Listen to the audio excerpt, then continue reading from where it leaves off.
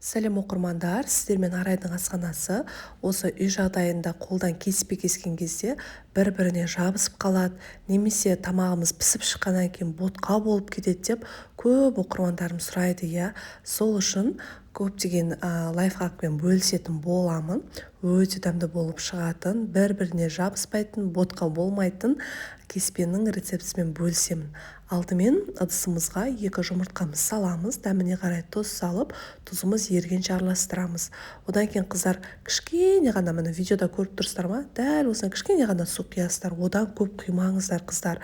Сол үшін тек жұмыртқаға елесеңіздер, сіздердің кеспелеріңіз жабыспайды, тал-тал болып туралады. Одан кейін пісіп шыққаннан кейін ботқа болмайды ол қыздар. Ең басты лайфхагы осыда. Сөйтіп қамырымызды осылай илеп аламыз да, осылай салафанға салатын болсаңыздар, июі тез қанатын болады қыздар. Кішкене қаттылау болып қамыр илейміз, қатты жұмсақ болып кетпесін.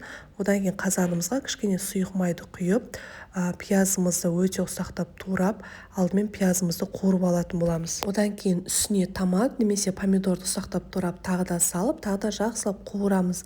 Алдымен пияз не үшін қуырамыз қыздар? Себебі пісіп шыққаннан кейін көп адамдар пиязды ұнатпайды, сол үшін пиязымыз сорпада көрінбеу үшін алдымен пияз қуырамыз.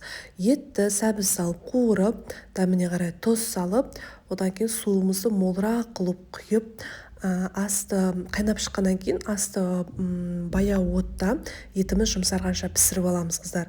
Осы уақыт аралығында біздің қамырымыздың июі де кішкене қанады.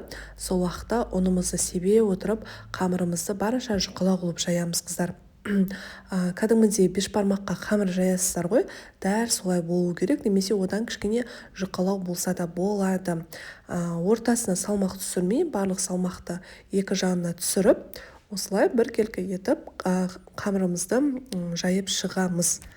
Мінекей осылай күшті қамыр жайылады қыздар. Міндетті түрде жайып болғаннан кейін қыздар кемінде 15-20 минутқа қалдырамыз. Сол кезде туралу барысында бір-біріне жабыспайды, турағаннан кейін арасына ұн қоспайсыздар. Сөйтіп сорпамызға картопымызды саламыз, біздің етіміз уже пісуіне шамалы қалды. Сөйтіп картопымызды салып жібереміз, қамырларымызды осылай жайып алғаннан кейін турап шығамыз. Міне қыздар, арасына ешқандай ұн сепкен жоқпын, сонда да біздің қамырымыз жабыспайды, себебі қамырымызды кішкене кептіріп алдық. Сол кезде осылай тал-тал болып шығады. Одан кейін қыздар, міндетті түрде пышақтарыңыз өткір болуы керек, сол кезде оңай туралатын болады. Міне көріп тұрсыздар ма? Осылай турап аламыз да, кажды тураған сайын біздің қамырымызды осылай қолымызбен жайып шығатын боламыз. Міне көрдіңіздер ма? Ешқандай қолға жабыспай тұр. Міне қыздар, осындай тал-тал қамыр дайын болады ғой. Қолымызбен мышсақ та бір-біріне жабыспайды, осылай тал-тал болып әдемі болады. Дәл осылай жайып кептіріп алсаңыздар да болады. Мен жартысын пісірдім, жартысын келесі тамаққа қолданатын боламын. Сорпамыз қайнап тұрғаннан кейін осылай қамырымызды, лапшамызды салып аламыз да, 5 минуттың ішінде пісіп шығады. Міне көрдіңіздер ма қыздар? Өте күшті осылай тал-тал болып піседі. Бір күн өтсе де сорпаларыңыз бұғып қалмайды, дәл осылай формасында сақтайды. Өте дәмді болады, міндетті түрде дәл осылай жасаңыз.